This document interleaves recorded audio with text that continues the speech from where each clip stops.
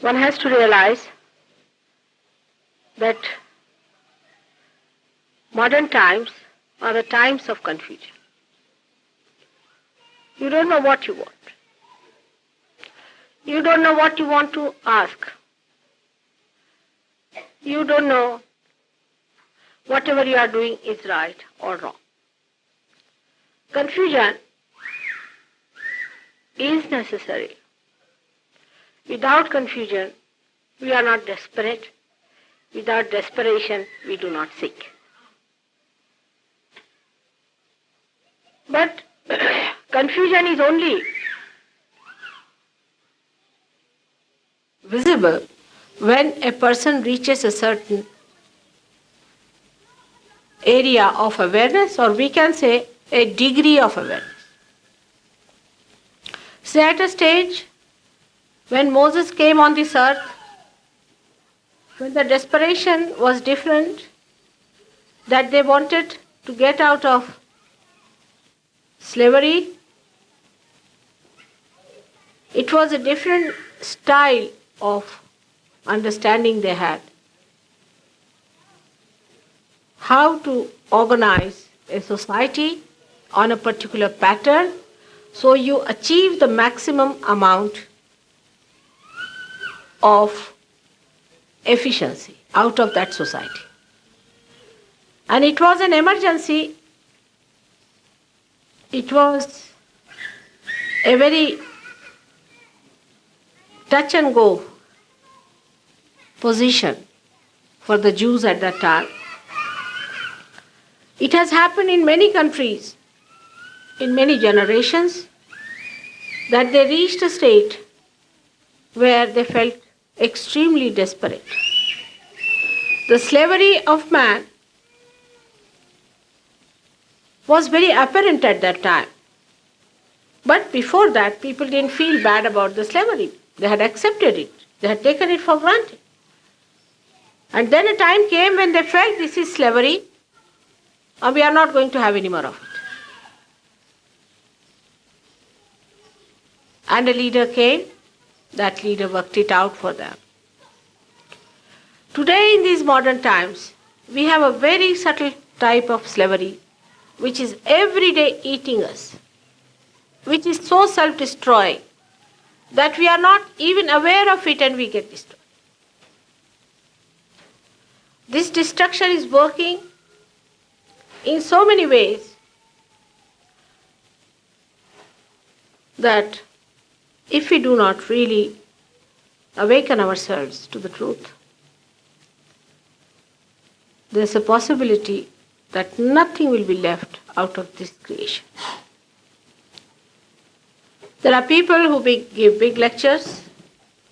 I have met many big people from United Nations and from all these big agencies. They talk about the coming destruction, the future shock, this is going to happen. There are big books they discuss. They sit on the streets, they'll discuss. They are in a pub, they are discussing. They are in a party, they are discussing.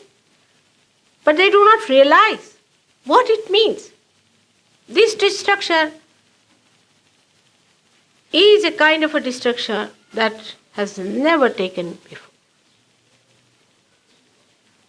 Because this destruction is going to come from within and not from without. We have reached a certain depth in our awareness, and if we do not touch the source of our sustenance, this destruction is going to work out. Now for many people it is, forget it, we'll see about it. Some people are of this opinion, all right, forget it, what destruction, all right, doesn't matter. We'll see it tomorrow. And some of them I've seen are sitting down waiting. Oh God, thank God there's destruction, so this all is finished. We don't have to bother our heads. Thank God there is destruction promised. Whatever attitude one may take, one has to realize that these are very serious things. The creation has reached its maximum growth now. The growth is expressed as human beings. These human beings are the actors on the stage. Whole nature is working out this new happening.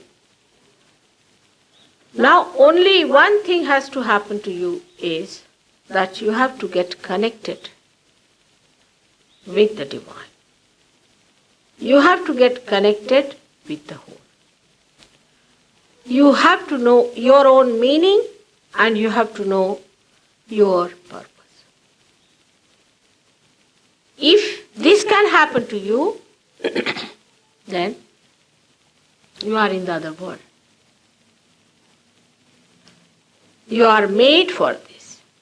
You are made a human being with a purpose. We must think, all the scientists must ask once at least this question, why? Why are we made human beings? From animal stage, why have we come to this stage? What is the reason?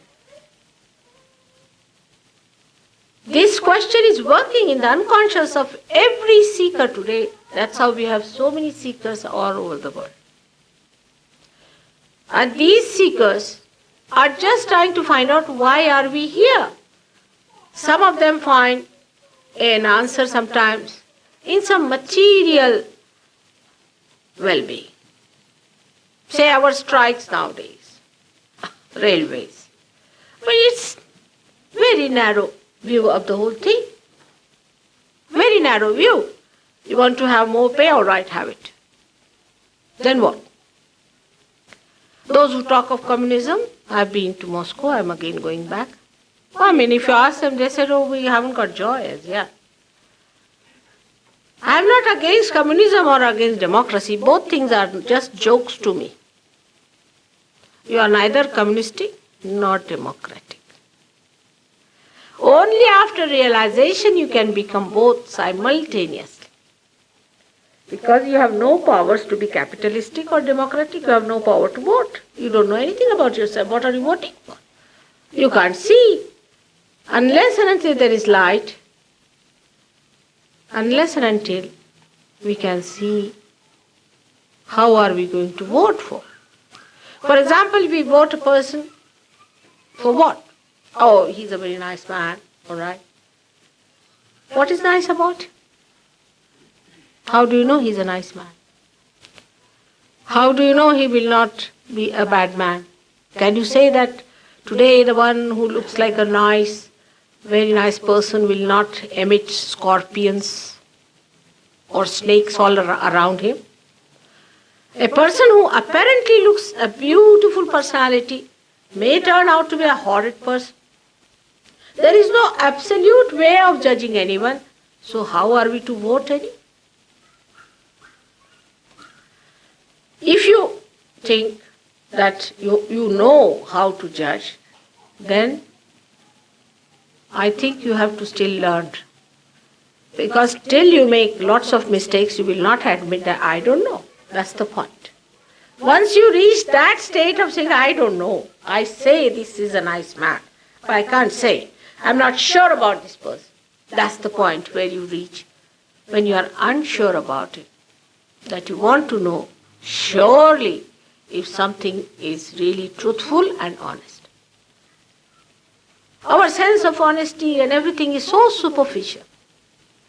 It's so superficial. For us, honesty means if you give me 5 pounds, I return 5 pounds to his done, finished, it's honest.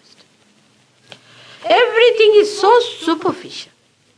That's why we can never be satisfied even if you get 10% more pay or 20% more pay. You are not going to be happy. Take it from. Material things do not give us happiness. Never. But I do not say that we do not need material things. We need material things. But matter is something like a cup which has the nectar in it. If you are thirsty, you cannot take it from an empty cup, anything. It may be a cup of gold. What does it make difference to you? You must have something to quench your thirst. And that thirst, unless and until it is quenched, you are not going to be happy. And what is that thirst? Is this, that still you have not known yourself. It's a very unconscious thirst. It comes, you don't know what you are seeking. You don't know why you are unhappy. You don't know what you want. That is the unconscious which is working it out.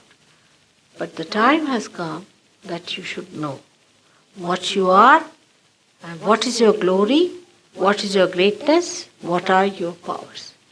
They are all built within yourself. All these days when you grew up, in your evolutionary process, all these things were built within you as shown here. They are all there. Actually, I am just a catalyst, you can say. Just a candle which is enlightened.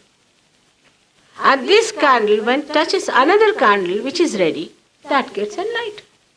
I mean, you may give it a big scientific name, this, that, a charged personality, this, that, I don't understand. It's very simple for me. We are all ready for it. I just touch you and you get enlightened and you get the light, and when you touch someone, that person also gets enlightened.